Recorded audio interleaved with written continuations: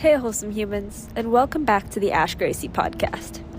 On today's episode, I am joined by a very lovely special guest, and we are going to talk about the concept of gaslighting, which I think is interesting because there can be many perspectives and many ways that this has been implemented into different people's lives. So, I'm going to play the clip, and I hope you enjoy.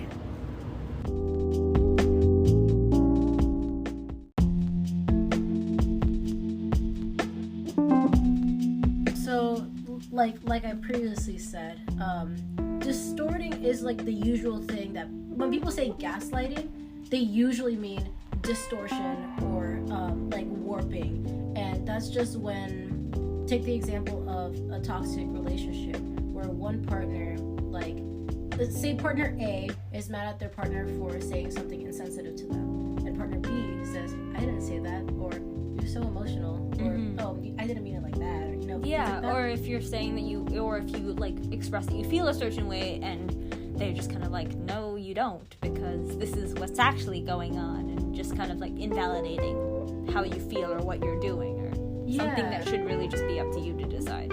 Yeah, or being like, oh, that's a really stupid thing to say. It was this other thing, That's distortion. Yeah. So when someone like online says, like, oh, this partner was gaslighting me. I mean, depending on the severity of it, of course, because they could have actually been gaslighting. Yeah. But when someone says it offhandedly and casually, they're usually referring to distortion.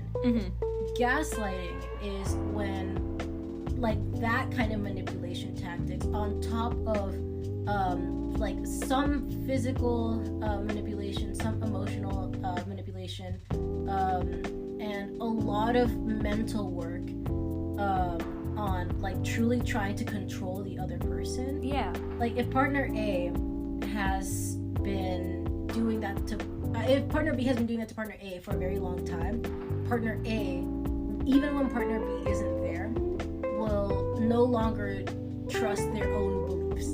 Yeah, because they've been convinced, based on what partner B has been constantly saying or doing, that partner B is always in the right. It's not even just that. It's not only that partner A will think that partner B is always in the right. It's that partner A will never trust their own perception of things. Yeah. And that's when you've been gaslit. So, to believe that your own thoughts and opinions don't mean anything, that's like when you know that there's something wrong with a relationship that you're in.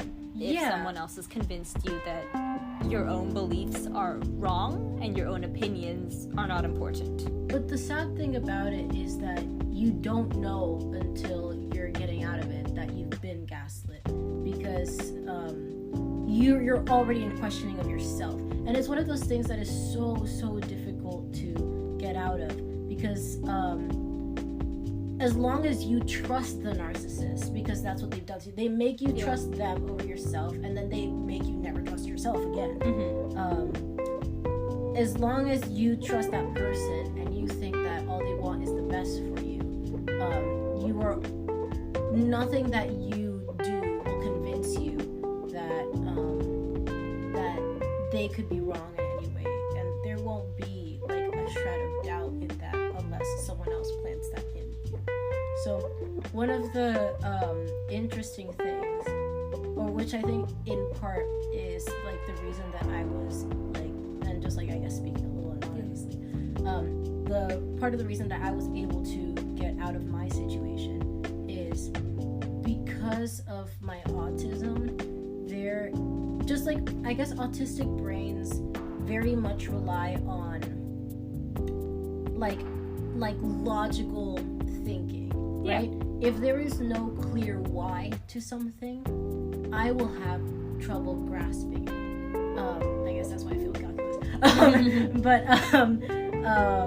if someone tells me the sky is green, yes, I will ask, instead of like being like, I mean, I'm seeing blue, but I guess it could be green, I'd be like, no, like on the basis of the way that light works works and enters our atmosphere, the sky is blue. So why don't you explain to me why you think it's green, or why you're telling me it's green? Why are you telling me it's green? Can you like walk me through every single step of this? That's how my brain works, at least. Fair. And so because like a narcissist is based around control and it's based around lying so much, it is trouble to put those two against. It's a lot to put those two against each other. Of course, and it has to take so much mental work to even try to comprehend that.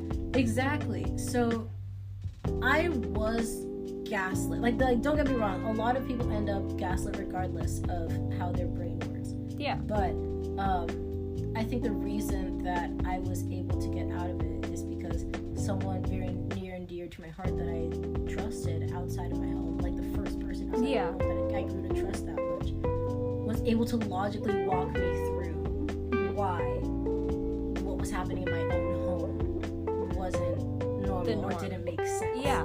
I think that's the thing though, with whether it's like gaslighting or whether it's just a toxic situation, whether that's a household or a relationship, it's always having an outside perspective that really is what kind of brings someone back to reality. Because once you're in that sort of situation, your brain just starts to normalize that. And so then for a person, it's just, oh, this is what's supposed to happen. These are the people who are always right, and this is what I should be doing. And sometimes it's hard to reevaluate the situations you're in while you're in them, because you're not thinking as logically as you think you are. It truly is like coming out of like a fake world, or realizing that everything in your life is a lie. Like, think about someone that you've known for your whole life that you think loves you so much, and that you truly do love so much, even if you do have a somewhat painful relationship, and then realize out of nowhere that they are not the person they were claiming to be, that they're essentially a fraud, they're essentially a lie. Like, even down to the details of like random stories that they could have told over like a kitchen table, like telling stories about their childhood, and then coming to realize that these stories are not true. They are entirely fabricated to give you a false sense of security, in order to control you. And it's a really like sad reality, but it's like not just sad for me, it's also sad to like look at that person and be like, you have such a fragile ego that you have convinced yourself that the world revolves around you. Yeah. And you had kids, so you had someone to control. And now you're mad because I'm not your minion anymore, you know? Exactly. Like, I've spoken to people, and I know people who have had kids because they believe that having kids is the purpose of life. To have a being that they can tell how to live, how to grow, and teach them, because they believe that they know all about the art of life. And what an 1800s thing to do. Like, and that's why I don't want kids. Yeah, fair. on today's episode. Yeah, no, but a funny thing is that despite all of that, like, I still in my heart, I know I want kids. Fair, and that's completely valid. Again, like, but it's that kind of thing where I'm still in recovery. I still doubt myself a lot. Of course. So there's always that like deep fear of, what if there is something that I've yet to unlearn, or that's something that I won't unlearn by the time I have kids, and what if I am also control seeking, or what if I'm the narcissist, you know? Yeah. And that's something very interesting thing that someone who had gone through a similar thing told me is, if you ask yourself, if you truly and genuinely think, am I the narcissist? You're not the narcissist. A narcissist would never doubt themselves. They're so fragile that they have to convince themselves that they are always in the right, and that they are in control of absolutely everything around themselves in order to even keep their composure. Yeah. So if you tell a narcissist you're a narcissist, they're not only not going to believe you, but they are going to convince you that you are the narcissist. They will project every single I feel like they're not only they're gonna convince themselves, and they're gonna convince you. Exactly. Because that's what a narcissist is. And again, like, if therapy one day becomes more accessible, then that's obviously the way to kind of maneuver and try to figure out, okay, like, what am I doing and what am I passing on to future generations of humans? Yeah, exactly. And one of the it is a sad cycle. It is a sad cycle because someone who, like, say it starts with like patient 0, who is the first narcissist. Yeah. And they pass that down to their kid, and the kid, like, never gets the support and sadly is not able to break out of the cycle, and goes from probably developing some kind of like disorder about it to actually full on becoming a narcissist themselves, because that's all they know. And they just can't, there's a point of no return at some point, and they can't break out of it. And undoubtedly, if they decide to have a child, will pass it on to their kid. But their kid somehow manages to break out of it, but is left with things like borderline or anxiety or depression. Yeah, it's this whole thing of like generational trauma and breaking the generational cycle. And there's so many, especially in today's day and age and in today's generation, there's so many people that I know who like have finally grasped an understanding of the generational trauma and the generational cycle that's in their family and are actually trying to like break out of it. Like, I know I myself am one of those people, and it's so interesting because generations above and are just not aware of the generational trauma because that's their norm. And they deny it and say it's normal. Exactly. And whether that be cultural influences that really shouldn't continue to be a thing, or the stigma around things such as mental health, and I mean, to an extent, like in terms of parents, I guess they're just trying to teach us based on the way that they've learned and they've grown. And to an extent, I understand that, but I do wish that older generations were as open to learning as I feel like our generation is. And again, like, that's something that I'm saying as someone in this generation. Obviously, the people in other generations have other opinions on that matter, but in terms of my perspective on it, I do wish that they took more interest in learning about our generation more.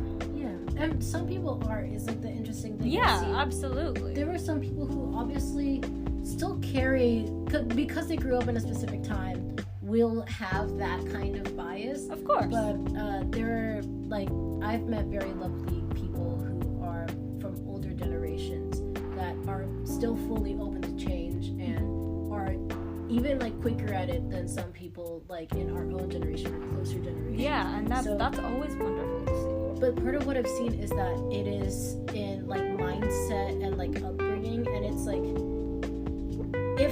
if someone like our age is already showing a lot of closed-mindedness and doesn't plan to change, they might end up becoming someone who just won't be open to change and will be one of those older people in the future. But that's what happens with parents who like show traits of like narcissism and pass them down to like their children, is they create very closed-minded people.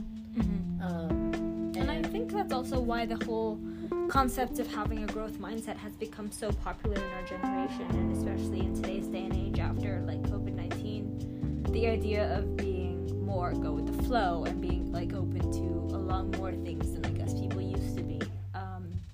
Because I think, I mean, again, I can't speak for everyone, but I feel like people have realized that life is too short to just do what you're told, and it's really, life is about making the most of it and truly just doing whatever the heck you want, because why not?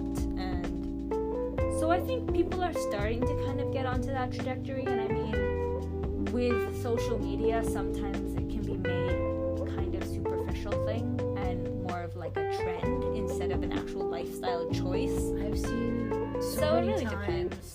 really important conversations be turned into something very superficial and very trendy. And combination of heartbreaking because something that was once something that could be useful to someone is now just something to be ignored, or something that comes up way too much on your For You page that you're trying to ignore. And I think that's really sad. Yeah, I mean, like, it's one thing about, like, starting the conversation, but it's another to treat it as importantly as it actually is and not conflating it to be something Yeah, else. because, like, you can start a conversation, but you need to make it an important one. And, like, that's something I'm trying to do with this podcast, is to have conversations and make them genuine, raw, important ones. Because I feel like not only do we need to have these conversations, but I feel like people need to hear these conversations. And especially, like, people who don't relate and people who don't necessarily understand the concepts that are being talked about, I feel like should be listening to this sort of stuff and really try to learn and understand and ask questions if they don't. Yeah, being curious is always, like, really important when it comes to this stuff. And definitely not just listening to one person. Oh yeah, Definitely listening to multiple 100%. people. Because at the end of the day, the things that one person has to say are just going to be their personal opinion. Exactly, their lived experiences. Yeah, what and they know to be true. I don't think there's anybody there. It's impossible for there to be one person who has lived every possible life experience in the world. If so, my number is. If so, let us know. I'd Yeah. love to interview you. Yeah. But no, for sure.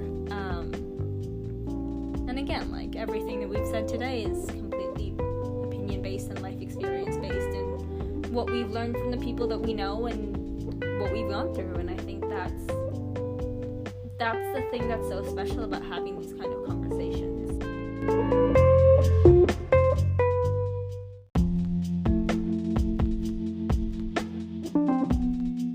Thank you very much to our lovely special guest for joining me on today's episode of the Ash Gracie podcast. I hope you all have a wonderful week, and don't forget, you're amazing, you are loved, and I thank you for being here.